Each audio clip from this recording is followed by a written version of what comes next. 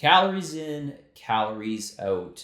Does this apply to the human body when you want to lose weight or reduce body fat or change your body composition? Some people out there say that this is not something that should be considered when you're trying to lose body fat or change your body composition, because the body goes through various efficiencies or changes in efficiencies through a prolonged calorie deficit. So what do? How do you lose body fat? How do you lose weight? Well, ultimately the answer is, and let's go very high level here, we need to have some level of control in terms of calories coming in. And the only way calories come in is the obvious. It's through food and drink. So there has to be some level of regulation here. We can't just leave the floodgates open. But what a lot of people will contest, or some people will contest, is that you can't determine really what your calorie output is, especially after a prolonged diet, because, as I mentioned, the body will go through various adaptations where it changes its energy efficiencies or inefficiencies, depending on how you want to look at it. So what are some examples of this? Well, this might include overall lowering of metabolic rate. Okay, so how does this happen? Well, this could be through reduced thyroid hormone, T3 production. This could be through reduced lowered sympathetic nervous system activity. This might be just lowered non-exercise activity.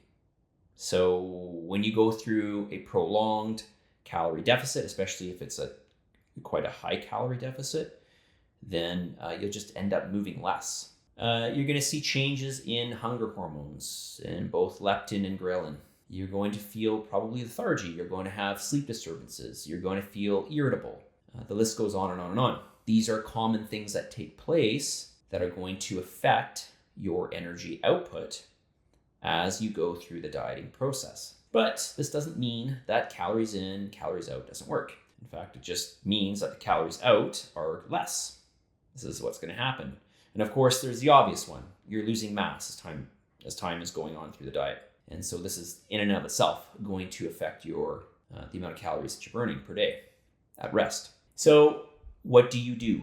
Well, this is a great question, and it's one that I think I can simplify in general here. Okay, now I know there's going to be outliers, and this certainly is going to change if you're coming from a dieting background. If you've been somebody who's gone through yo-yo dieting or have been doing very low calories over time, this may not be applicable to you. But if you're somebody who's been eating, in a very healthy manner, okay, you've been having a lot of calories, then certainly having some level of calorie reduction to what you're currently doing is going to make a difference. It should make a difference, okay? For most people, this will make a difference. And it's a bit silly to say that what you consume makes no difference. Of course, it obviously makes a difference. I think we all will concede to this. So what do you do in the case if you want to lose a lot of weight? Maybe you've got more than just 10 pounds to lose. Maybe you're looking at losing 50 or 100 pounds. And so this is going to require an extended period of dieting.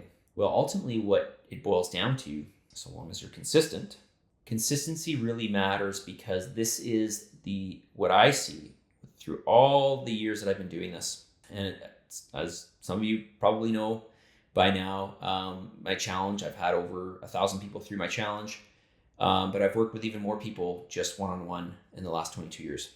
And the biggest thing is, and all of you who are in this space would know, you probably know for sure, is consistency. People are just not consistent, even though they think they're consistent.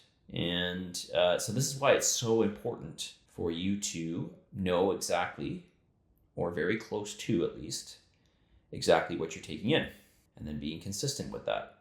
So you know where you stand, and you know what your average calorie per day intake is. This is really, really important. Now, this isn't the end all be all, and it may not explain everything. And as I mentioned, as you go through an extended being in a calorie deficit, your body is going to go through various energy efficiencies. So it's going to become more energy efficient. It's going to burn less energy.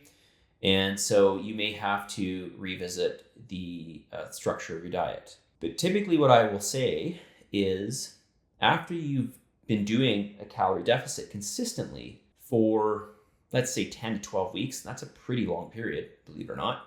Even a modest calorie deficit, you really want to give yourself what some people will term as a diet break.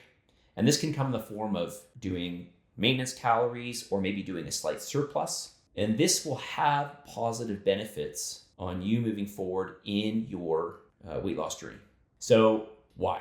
Well, because this will help to offshoot the energy efficiencies that you're going to encounter as you go through the dieting process, especially if you're being a bit aggressive with your calorie deficit.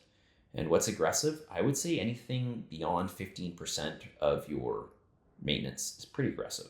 Okay, but again, if you're on a tight timeline and you want to see big change, which I never recommend, slow and steady wins the race in this case, then you need to be extra careful with this. And in that case, you may want to consider doing something like something that's a little more complicated, like perhaps carb cycling or some level of cyclical calories. Typically, I like to do something that's just modest and then consistent and just stick with that. Now, with this said, can you give yourself any kind of break in the diet? So you're still in that, 10 or let's say 12 weeks of calorie deficit. Can you give yourself some kind of cheat meal or something? Yes, I think that's fine. I think you should do this probably once a week and don't go bananas, but give yourself something that you enjoy, gives you a mental break. It will be good for your metabolism, just so long as it doesn't take you off your dieting journey. So sometimes people will have something and then they just might think, well, I had this, maybe I'll eat this. And then they're like, well, I already had that meal. Maybe I'll just have one more meal. And then it just snowballs. So you just need to be really, really aware of what's happening. And it helps to have a coach that you're accountable to. That could be me, or it could be somebody else for that matter. Okay. Some things to consider when you're going through the dieting phase. And again, it depends on your timeline and the amount of weight that you want to lose. If you have a lot of weight to lose, I would give yourself a very long, extended period of time. Do this along with some diet breaks, let's call it. But here's some things to consider when you're going through your dieting phase. I wouldn't lower your calories, your maintenance calories, anything lower than about 15%. When it comes to your calories out portion, I would do some heavy resistance training, targeting all major muscle groups at least twice per week. At least, okay, if not 3, possibly 4 times per week. I would do some level of low intensity cardio work, at least in the beginning. Could you do some high intensity? You could, especially in the beginning. I would just say, just do low intensity, like 60-65% of your max heart rate. And do this, prolonged for, at least half an hour, a couple times a week.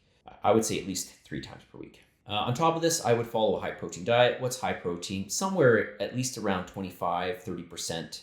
Not at least, but somewhere in the 25 to 30% of total calories in your diet. I would also recommend keeping a certain level of fat, dietary fat in the diet, somewhere in the neighborhood of about 30% of the calories. And then the rest could come from carbohydrates.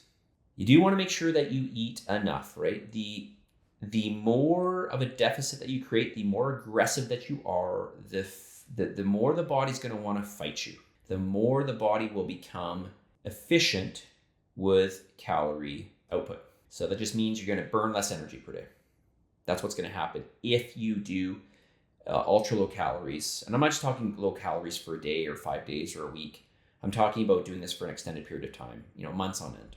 So don't do that, okay? I don't recommend doing that. And you need to have, the most importantly here, you need a plan going forward. What is your plan specifically? Of course, I've already talked about this, but I'm going to mention it again. It is consistency. You need to be consistent with something that is reasonable. Be consistent with something that is reasonable. So much more I can say on this topic. I will be doing some other videos on this. If you want to talk to me about your diet or weight loss or whatnot, please reach out to me at fit10.com/contact and let's chat.